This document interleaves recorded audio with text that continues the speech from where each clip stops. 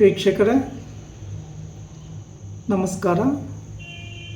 ನಾನು ನಿಮ್ಮ ನಾಗರಾಜ್ ಚೋಳು, ಪ್ರಖ್ಯಾತ ಜ್ಯೋತಿಷಿ, ವಾಸ್ತು ಹಾಗೂ ಸಂಖ್ಯಾಶಾಸ್ತ್ರಜ್ಞರು ಮಾತನಾಡ್ತಾ ಇರ್ತಕ್ಕಂಥದ್ದು.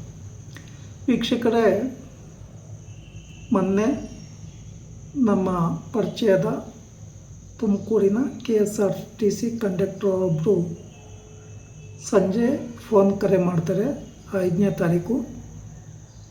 ಅದಕ್ಕೂ ಮುಂಚೆ ಬೇರೆ ಒಂದು ಕಡೆ ಬೇರೆ ಒಬ್ಬರ ಪುರೋಹಿತರನ್ನು ಕೇಳಿರ್ತಾರೆ. ಆ 5/8/2025 12 ಗಂಟೆ 10 ನಿಮಿಷಕ್ಕೆ ಮಂಗಳವಾರದ ದಿನ ಅವರಿಗೆ ಒಂದು ಹೆಣ್ಣು ಮಗು ಜನನ ಆಗಿದೆ.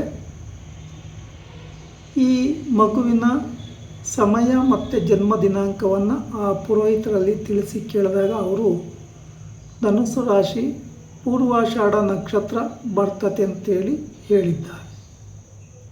ಸರಿ ಅಂತೇಳಿ ಅನಂತರ ಅಲ್ಲಿ ಮಾಹಿತಿಯನ್ನು ತಿಳ್ಕೊಂಡಾದಮೇಲೆ ನನ್ನ ನಂಬರ್ ಅವರಲ್ಲಿ ಸೇವ್ ಇದ್ದ ಕಾರಣ ನನಗೆ ಫೋನ್ ಕರೆ ಮಾಡಿ, ಸರ್ ಈ ಥರ ನಮಗೆ ಹೆಣ್ಮಗು ಜನನ ಆಗಿದೆ, ಯಾವ ನಕ್ಷತ್ರ ಬರ್ತತೆ, ಯಾವ ದಿನ ಬರ್ತತೆ ನೋಡಿ ಅಂತೇಳಿ ಮಾಹಿತಿಯನ್ನು ಕೇಳ್ತಾರೆ.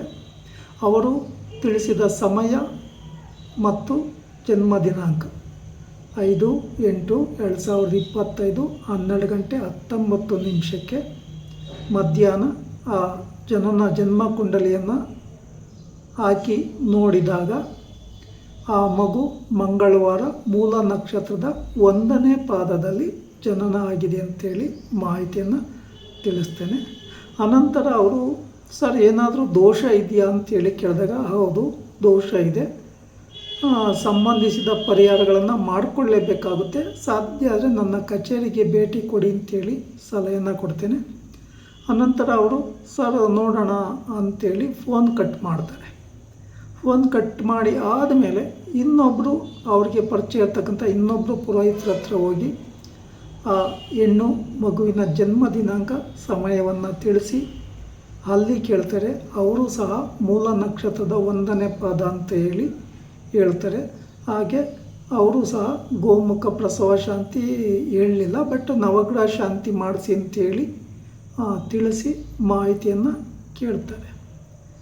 ಇದೆಲ್ಲ ಆದ ನಂತರ ಅವರು ಸಂಜೆ 4 ಗಂಟೆಯಲ್ಲಿ ನನಗೆ KSRTC ಬಸ್ ಸ್ಟ್ಯಾಂಡಲ್ಲಿ ಮೀಟ್ ಆಗ್ತಾರೆ. ಸರ್ ಏನು ಮಾಡಬೇಕು ಸರ್, ಈ ಥರ ಸಮಸ್ಯೆ ಆಗಿದೆ, ಸಿಜೇರಿಯನ್ ಆಗಿದೆ, ನಾರ್ಮಲ್ ಡೆಲಿವರಿ ಆಗುತ್ತೆ ಅಂತ ನಾವು ಅಂದ್ಕೊಂಡಿದ್ದೋ, ನಮ್ಮ ಮನೆಯವರು ಆ ಥರ ಅಂದ್ಕೊಂಡಿದ್ರು. ಹಾಗಾಗಿ ಈಗ ಸ್ವಲ್ಪ ತಾಯಿಗೆ ಹೆಲ್ತ್ ಸರಿ ಇಲ್ಲ, ಏನು ಮಾಡಬೇಕು ಅಂತೇಳಿ ಡಿಸ್ಕಷನ್ ಮಾಡ್ತಾರೆ. ನಾನು ಈಗ ದೇವಸ್ಥಾನಗಳಿಗೆ ಹೋಗಲಿಕ್ಕೆ ಸೂತಕ ಮೈಲಿಗೆ ಇರೋ ಕಾರಣ ನಾಗದೇವರಿಗೆ ಮತ್ತು ಮಾರುತಿ ದೇವರಿಗೆ ಸಂಕಲ್ಪ ಮಾಡಿಕೊಂಡು ಹರಕೆ ಕಟ್ಟಿಟ್ಕೊಳ್ಳಿ, ಯಾವುದೇ ಸಮಸ್ಯೆಗಳು ಪರಿಹಾರ ಆದರೆ ಬಂದು ಪೂಜೆ ಮಾಡಿಸ್ತೀನಿ ಅಂತೇಳಿ ಸಂಕಲ್ಪ ಮಾಡ್ಕೊಳ್ಳಿ ಅಂತೇಳಿ ತಿಳಿಸ್ತೇನೆ. ಅನಂತರ ಅವರು ಅದೇ ರೀತಿ ಸಂಕಲ್ಪ ಮಾಡ್ಕೊತಾರೆ. ಹಾಗಾಗಿ ಈ ಮಗುವಿನ ದೋಷಕ್ಕೆ ಏನು ದೋಷ ಇದೆ, ಏನು ಪರಿಹಾರ ಮಾಡ್ಕೋಬೇಕು ಅಂತೇಳಿ ಕೇಳ್ತಾರೆ.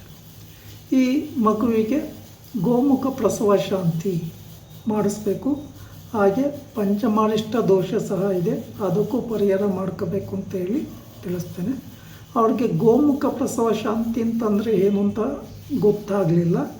ಅನಂತರ ಹಾಗಂದರೆ ಏನು ಅಂತೇಳಿ ಅವರೇ ಕೇಳಿದಾಗ ಈ ಮೂಲ ನಕ್ಷತ್ರದ 1 ಅಥವಾ 2ನೇ ಪಾದದಲ್ಲಿ ಮಗು ಜನನ ಆದಂಥ ಒಂದು ಸಂದರ್ಭದಲ್ಲಿ ತಂದೆ ತಾಯಿಗೆ ಅರಿಷ್ಟ ಅಂತ ಇರ್ತದೆ, ಮಗುವಿಗೂ ಅರಿಷ್ಟ ಅಂತ ಇರ್ತದೆ. ಆ ಸಂದರ್ಭದಲ್ಲಿ ಅಂದರೆ ಹಸುವಿನ ಮುಖಾಂತರ ಒಂದು ಶುಭ ದಿನದಲ್ಲಿ ಸೂತಕ ಮೈಲಿಗೆ ಕಳ್ಕೊತಾರಲ್ಲ, ಆ ಸಂದರ್ಭದಲ್ಲಿ ಆ ಮಗುವನ್ನು ಹಸುವಿನ ಮುಖದಿಂದ ಹಿಂದಗಡೆ ಜನನ ಆದೋ ರೀತಿಯಲ್ಲಿ ತಂದು ತಾಯಿಯ ಮಡಿಲಿಗೆ ಹಾಕ್ತಕ್ಕಂಥ ವಿಧಾನ ಇದು.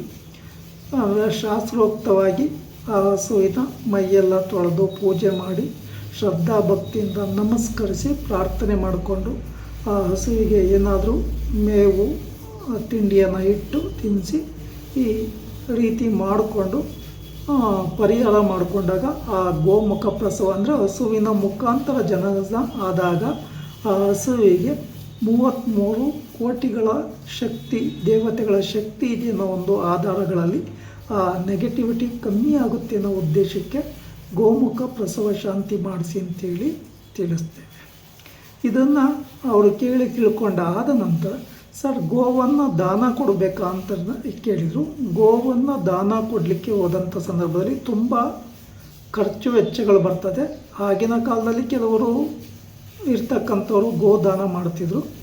ನಾನು ಬೆಳ್ಳಿಯ ಹಸುವನ್ನು ಪುರೋಹಿತರಿಗೆ ದಾನ ಕೊಡ್ತಕ್ಕಂಥದ್ದು, ಎಲೆ ಅಡಿಕೆ ತಾಂಬೂಲ ಸಮೇತ ಪುರೋಹಿತರಿಗೆ ದಾನ ಕೊಡ್ತಕ್ಕಂಥದ್ದು ಬಹಳ ಒಳ್ಳೆಯದು ಅಂತೇಳಿ ತಿಳಿಸಿದ್ದೇನೆ.